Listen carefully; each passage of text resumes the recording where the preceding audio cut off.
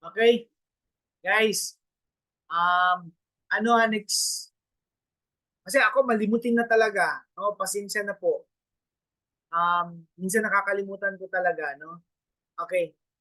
Anyway, um,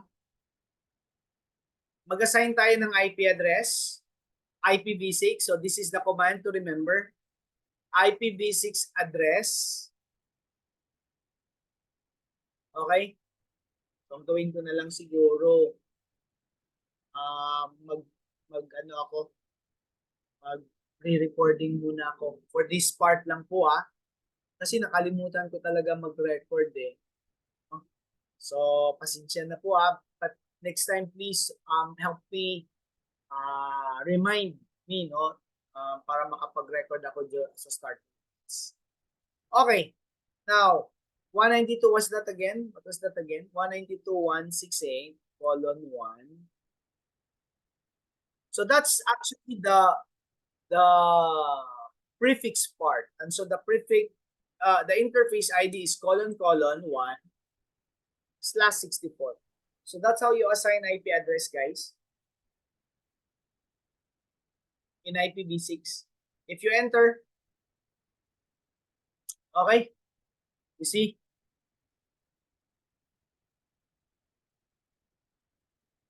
Tingnan natin.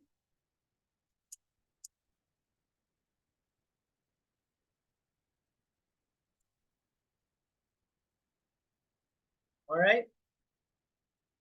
Look at here. Guys, did I only assign this one? But how come we're able to get this one? Remember my discussion? What is this? This is automatically assigned. That's the link local. I did not assign that, but the router automatically assigned that to itself. Okay? That's what you call the link local address.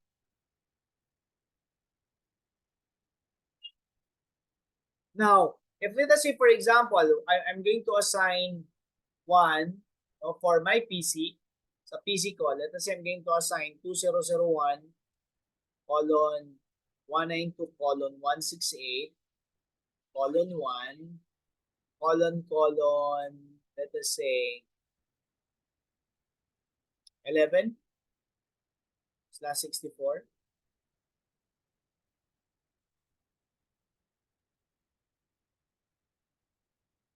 Okay, so I'm going to assign that. So let's go to the interface properties. So double click this one, go to properties, then we go where?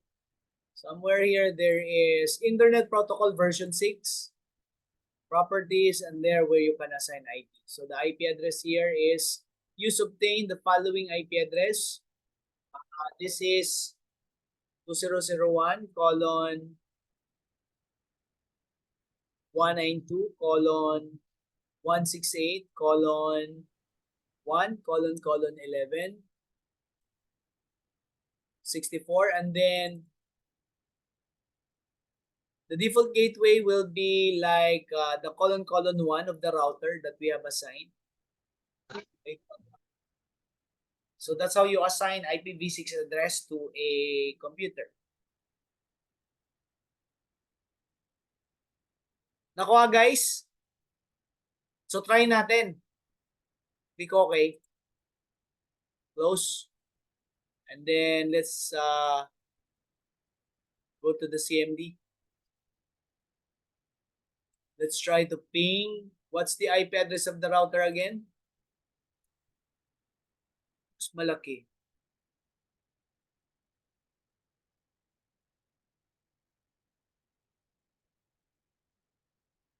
Ping. Example, 2001 colon 192 colon 168 colon 1 colon 1. So that's the IP address of my router. So as you can see, I have a reply from the router.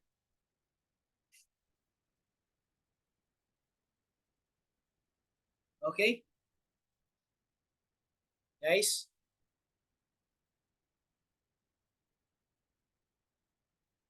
So that is if you are going to manually administer IP address.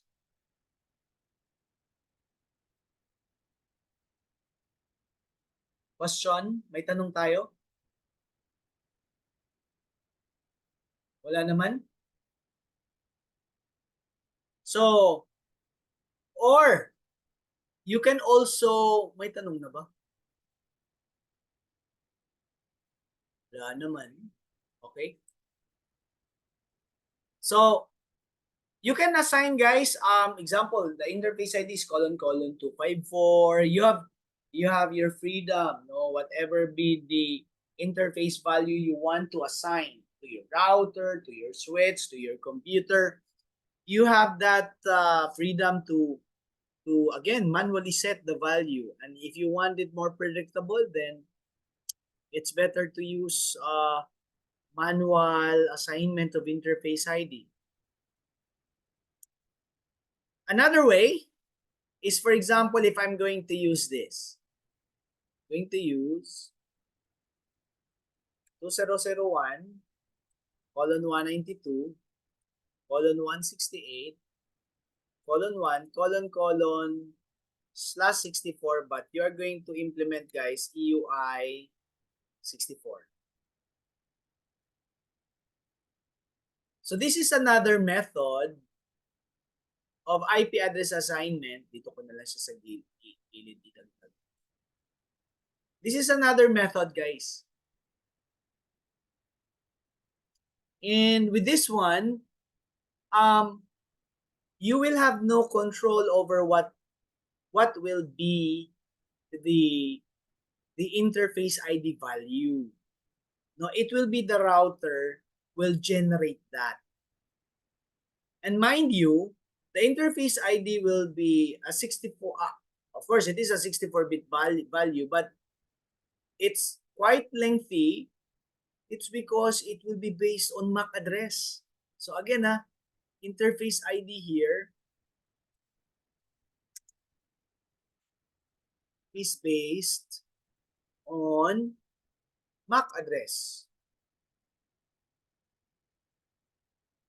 So tingnan nyo ngayon gaano nakataas ngayon yung magiging IP address mo kapag i-implement natin to. But that's one method of generating an interface ID using EUI 64. So let's try this one. Tingnan natin. What am I going to do is this one.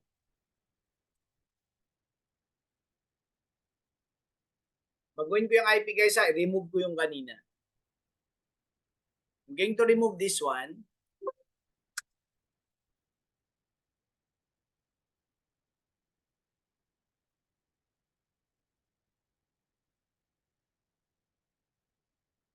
Wala na siyang IPv6 address, no?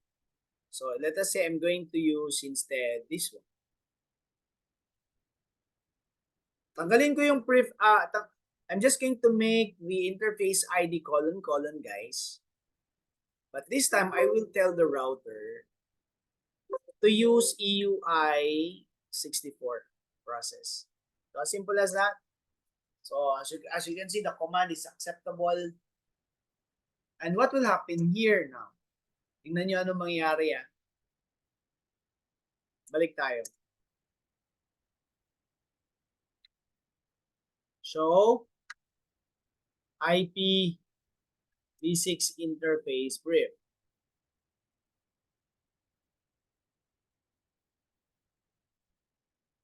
Tingnan nyo guys. Ang haba-haba po ng IP niya. Ito po yung nagiging resulting IP dito. So kumbaga dito guys, ang resulting sa case na to, ito yung kumbaga yung IP.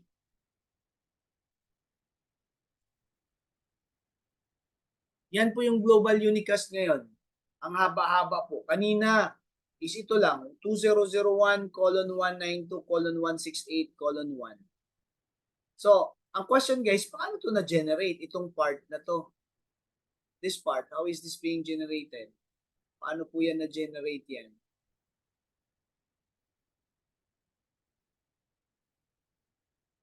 Yung part na yan, paano yan na-generate? Through, ano po, EUI 64 process. Question, but paano nga? Paano ba? Okay, ganito. Balikan natin yung pinagdi-discuss natin kanina. Balikan natin to. Puntahan muna natin, ano ba yung MAC address? So there's a command here. Show interface FA00. Check natin. Ano ba ang MAC address nitong ano? Ito yung MAC address niya.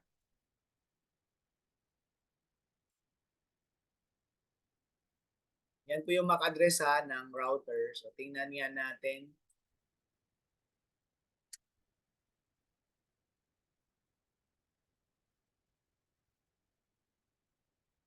Ang EUI 64 process po is step 1.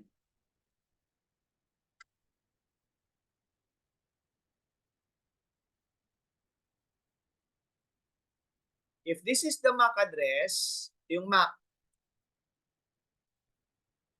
ano yung magiging interface, yung initial value ng interface ID?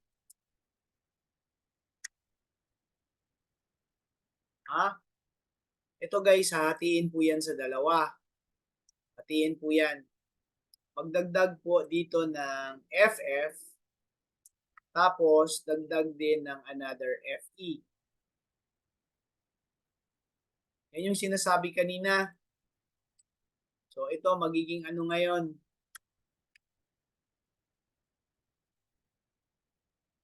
Yan. So 64-bit na po yan.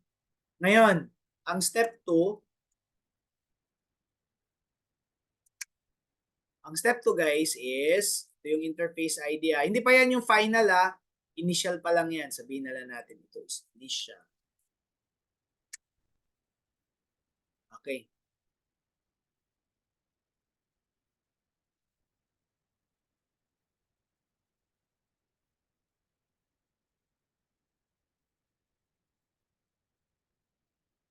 Ang step 2 is this one.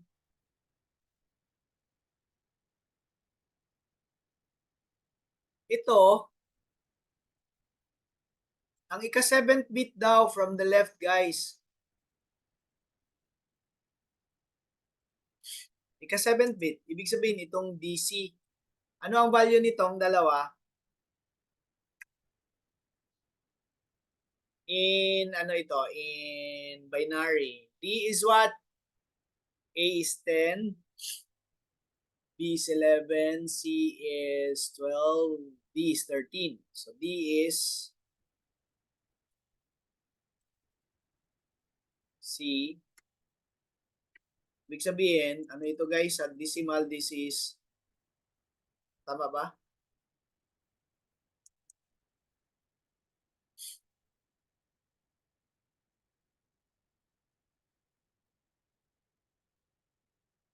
A.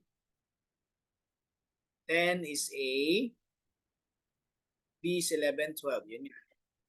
So, ano ito sa, ano guys? Sa binary.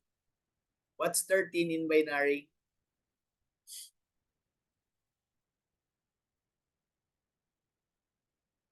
What's 13 in binary, guys?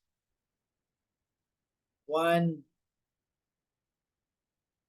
Tama ba ako? 101. Guys, am I correct? 12 is 110. So, ibig sabihin, guys, yung step 2 kasi, baguhin daw yun, guys, yung ika-7th bit. Ika-7th bit, guys, is ano man daw, 0. So, gawain yung 1. This will become 0 here. So, what's the new value now? This is D. This will be what? This is E. So, therefore, yung final, guys, is ano po ito? DE. Yan po yung interface ID. Tingnan nga natin kung yan ba talaga ang interface ID.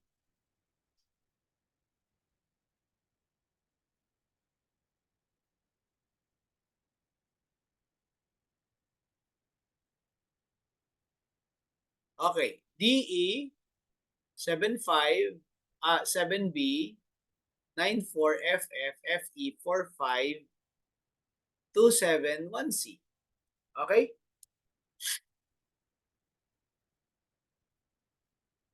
That's how EUI 64 process work. Ping daw natin yan. Maping ba yan dun sa PC? Try nga natin. Iping nga natin sa PC. Yan. Enter. Yan, magre-reply po.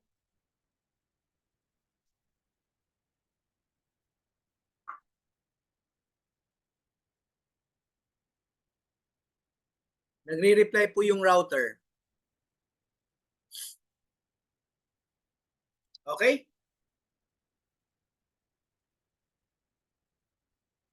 Guys, tanong. EUI 64. Tandaan nyo yan sa exam ha.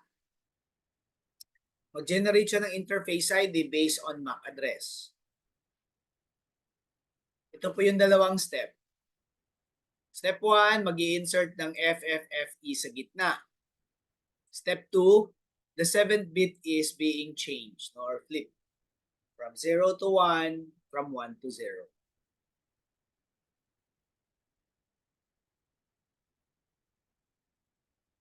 So, ganun po yung assignment. Okay?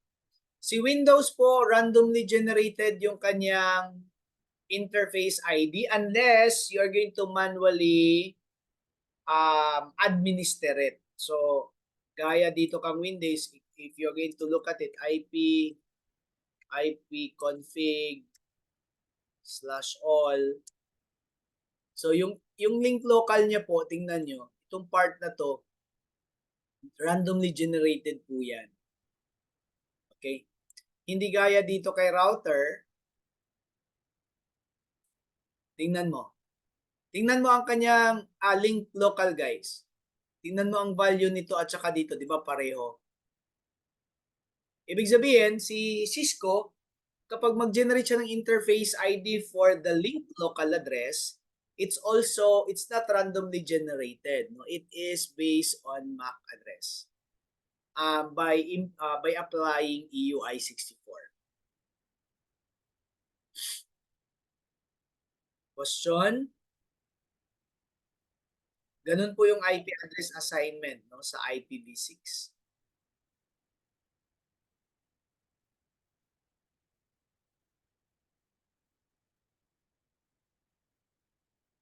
Any question, guys?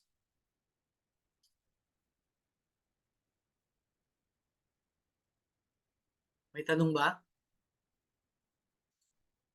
So, ganun po yung pag-assign ng global, unicast. Link local, by the way, guys, pwede din siya pwede natin to siya manually i-assign value. And then, ikaw din bahala kung ano yung link local address yung interface ID kung gusto mo siya i-manually i-set. So, ganito. Pag mag-assign din ng link local, example, I want to assign, example, ito, no? Di ba automatic mag-assign si router ng link local? Let us say I want to manually assign link local. FE 80 example colon 1 colon 1. Ganyan. Wala pong prefix ang interface ID. So, I can punta ako dito sa router.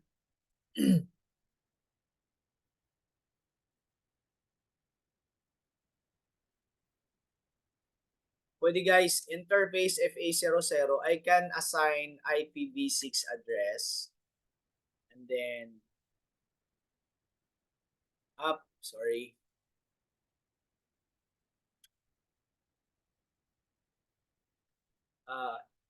FE80 ::1 for example, then link local, ganyan po. Kung gusto mo siyang manually i-assign, pwede pong ganyan. Pwede din ganyan mag-manually assign ng link local address. So if you're going to look at it, show IP v6 interface brief, you'll notice, guys, that my IPv6 address is now also different.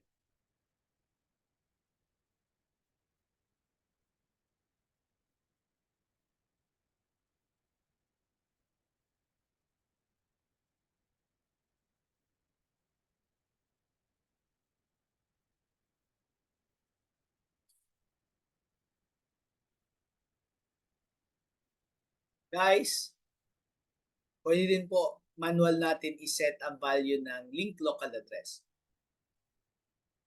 In that case, you have control over the interface ID value. No? And by the way, from the PC, you can also ping. So example, those two IP address, pwede nyo po yan ma-ping. Ping FE80 ::1:1.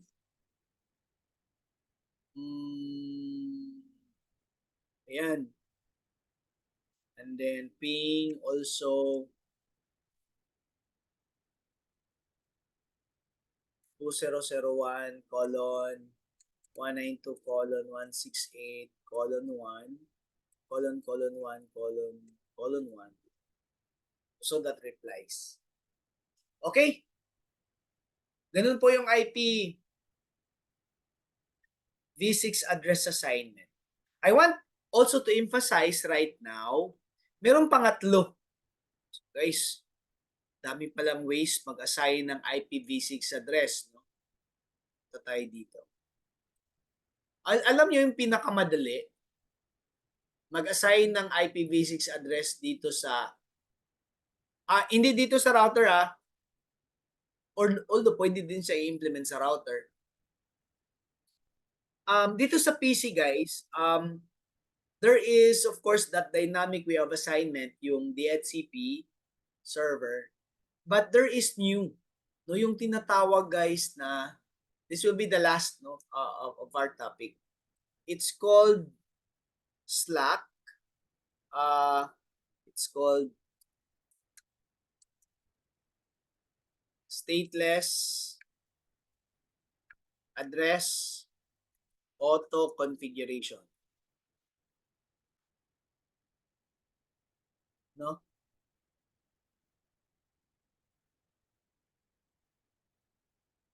Slack.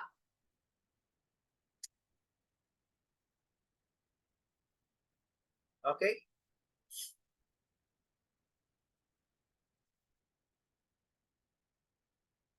Okay, may balikan lang tayo sa router. Yan Paano to gawain tong Slack?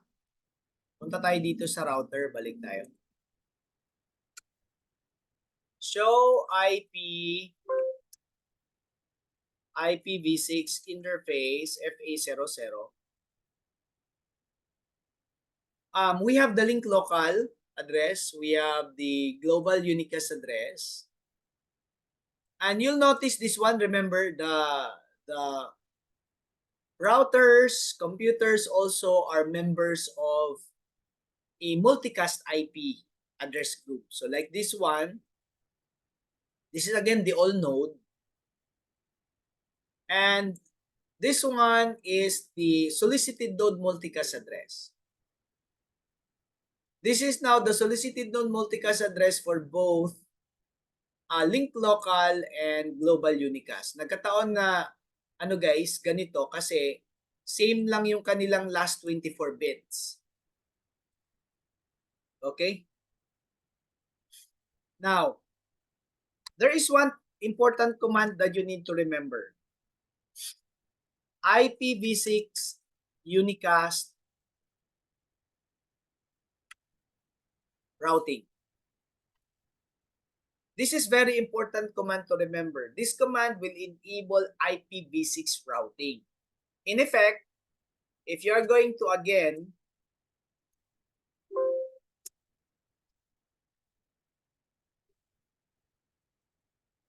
show this one, you will notice that an additional FF02 colon 2 will be added. The all router. This will only show up once you enable, again, IPv6 unicast routing. IPv4 routing is enabled by default, but IPv6 routing is not. And so, you need to enter this command to enable IPv6 unicast routing. So there are platforms, there are iOS that IPv6 routing is not enabled by default. So you need to enter this, and this multicast address will show up. This is the requirement, guys, for Slack, stateless address auto configuration. So, if I go to computer, going here, go to properties, okay, and then I'm going to, not IPv4, I need to go to IPv6. Then, instead of assigning IP address manually here, you can just simply select obtain. With obtained, even though you don't have a DHCP server around, again, computer will get an IP through stateless address auto configuration. And you will notice, meron po siyang IP address. You know?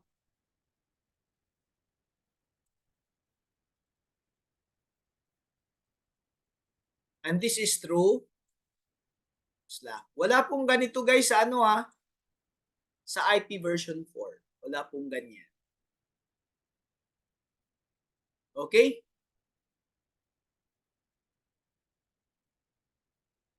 So, try natin kung makaping ba itong PC.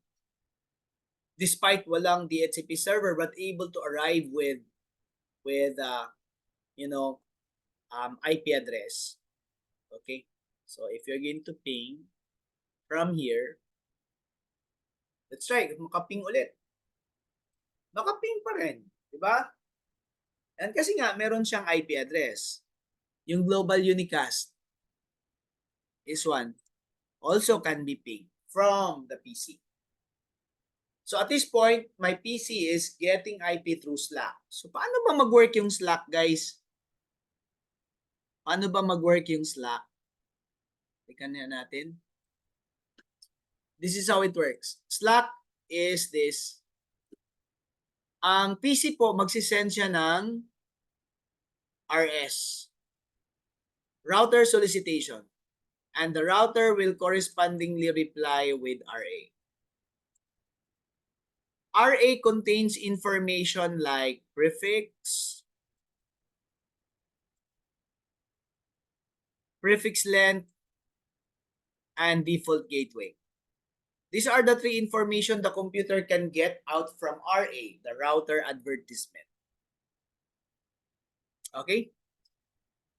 RA is a respond to the computer router solicitation.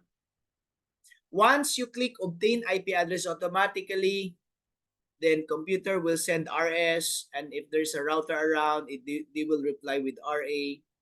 And in that RA, there are this information, prefix length, and default gateway. And that's why computer can now able to get or to we're able to assign one IP address to itself, despite there is no DHCP server. Okay? So this is actually something new in IPv6. Wala pong ganyan sa IP version 4. Wala pong ganyan. Question? But guys, ang tatandaan nyo lang sa sa exam po is that dito lang daw po maglalaro yung mga tanong. Configure and verify IP version 6 addressing and prefix. What's global unicast? That's the globally routable address or internet routable address. Link local is a private IP equivalent. And the link local is the FE80. So Anycast is an IP that can be assigned to multiple devices. And multicast are assigned multicast. What else? Solicited node multicast. And you can see that in where our examples of assigned multicast are the FF02::1, which is all node. Then FF02::2 is all router. And there are more, no? I think in OSPF it uses FF02::5 and ::6. RIP is utilizing, I think, FF02::9. No? So those things. And EUI64 is a way to generate, no, the interface ID based on MAC address. Based on MAC address. Okay? Question? Guys, may tanong po tayo? Before we end up today's session?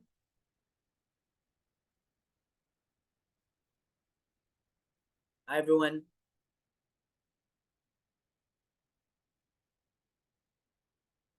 Guys.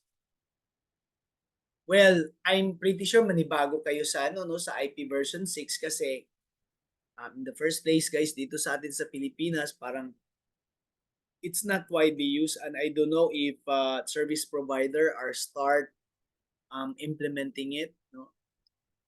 So wala pa po tayo.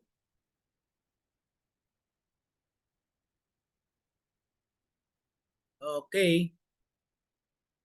Link po daw po ng attendance. Andyan pa po ba tayo? Guys, may tanong? Wala po ba?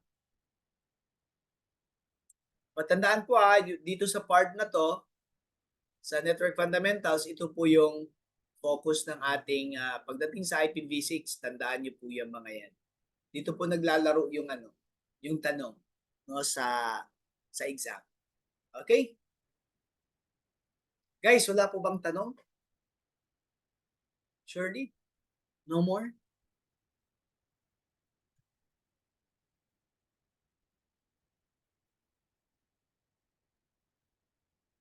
Okay, wala po ba? So if there's none, then pa-thumbs up naman po kung naririnig nyo ako. Still. Everyone's around. Siguro wala nga lang talaga kayong tanong. The rest parang nakatulog yata. Pa-thumbs up naman po. O andyan tayo? Andyan pa ba? Dalawa lang nakikita ko nagta-thumbs up eh. Okay?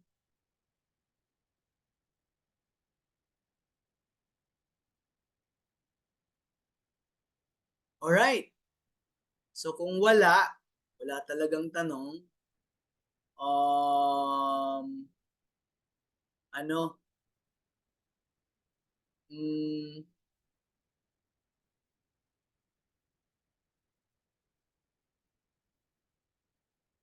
then we'll end, no, our session now. Kung walang tanong dyan. Sa wala bang tanong dito sa chat? Wala naman. Okay. So, next meeting, na tayo?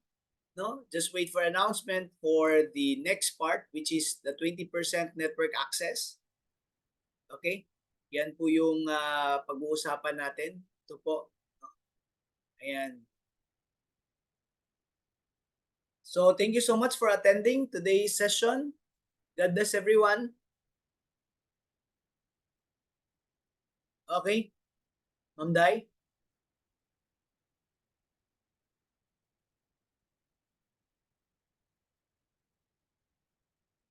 Wala na. So, siguro, bye-bye na po sa lahat.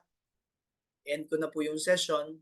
Then wait na lang po sa recording natin dun sa ating YouTube channel. Okay?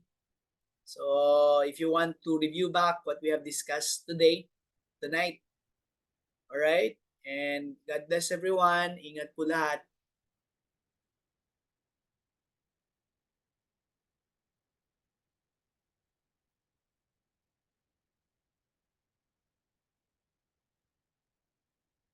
Alright guys, bye-bye.